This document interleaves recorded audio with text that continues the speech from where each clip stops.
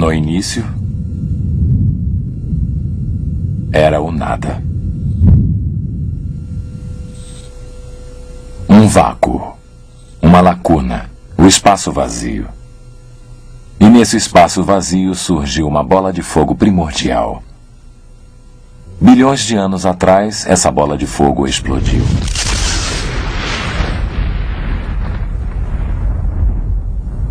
Essa explosão gerou todo o espaço, energia, matéria. O universo se expandiu rapidamente, produzindo elétrons, neutrinos, fótons e quarks. Logo, essa energia começou a interagir, formando prótons e nêutrons. A matéria continuou colidindo e interagindo. Com o tempo, formaram-se os primeiros elementos simples.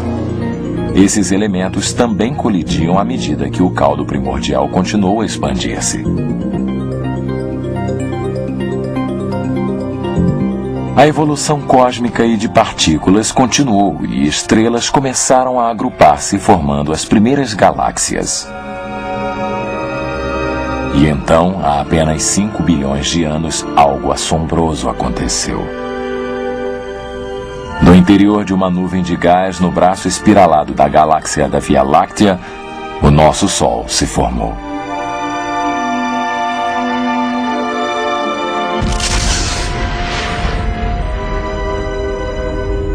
Essa nova estrela deu origem a planetas, luas e asteroides. Um desses planetas, conhecido como Terra, desenvolveu uma atmosfera. O meio ambiente da Terra era repleto de erupções vulcânicas, relâmpagos, clima turbulento, átomos e energia misturados para criar as primeiras células de vida.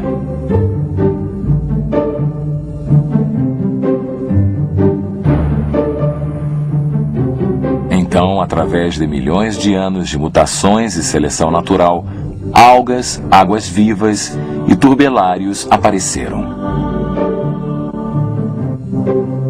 Com a continuidade da evolução, os peixes apareceram nos mares do planeta Terra. Alguns desses peixes evoluíram para anfíbios e, através da seleção natural, transformaram-se em répteis. Um segmento desses répteis tornou-se uma variedade de criaturas, incluindo os mamíferos. Alguns desses mamíferos tornaram-se primatas, e então, há apenas 600 mil anos, um grupo isolado desses primatas evoluiu para os primeiros ancestrais do homem. Esta é a nossa espantosa herança evolutiva.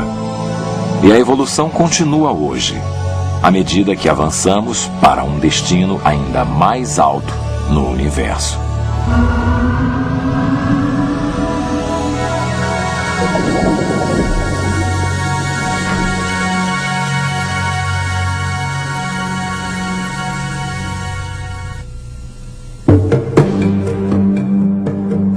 Numa distribuição Comev.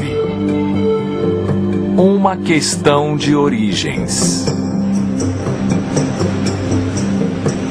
Uma questão de origens. Como foi que o universo e todas as coisas que vemos neste planeta começaram a existir? Porque nós existimos. Sou Roger Auckland. Quase todos nós temos ponderado sobre estas questões. E quando se trata do assunto de origens, há basicamente duas visões: a teoria da evolução e a teoria da criação.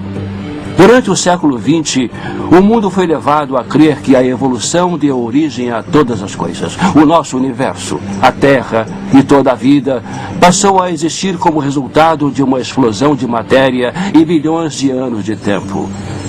Entretanto, há outros que acreditam que a evidência perceptível aponta para um Criador. Como podemos saber? O que indica a evidência perceptível? Criação, evolução.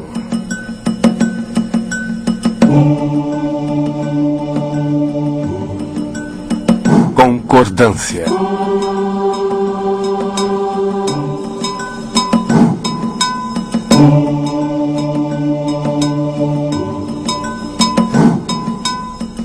Os cientistas da evolução e da criação observaram e concordam que há uma grande variedade de cada espécie.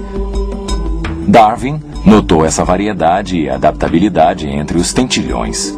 Ele notou que os bicos dos tentilhões variavam em tamanho e forma, e que as características dos bicos afetavam a sobrevivência do tentilhão. Hoje notamos uma grande variedade de cães. Acredita-se que as 450 raças de cães existentes hoje têm o mesmo ancestral. A maioria dos cientistas acredita que esse ancestral era muito semelhante ao lobo moderno.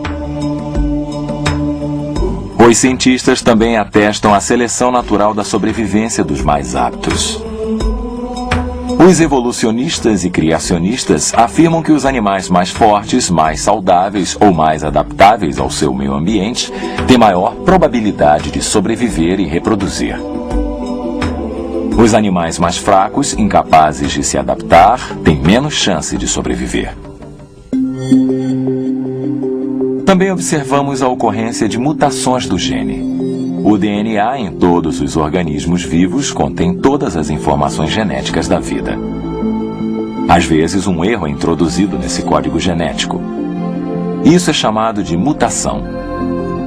Mutações com frequência causam doenças e podem ser induzidas por radiação, agentes químicos ou erros de reprodução.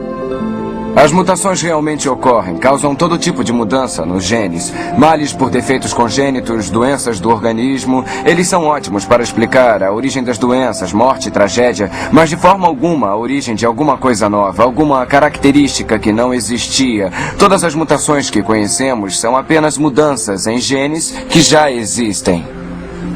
Darwin observou muitas coisas na natureza. Ele era um bom naturalista, um bom observador de informações. O que ele viu foram várias plantas e animais alterando-se de alguma forma através da adaptação e da variação.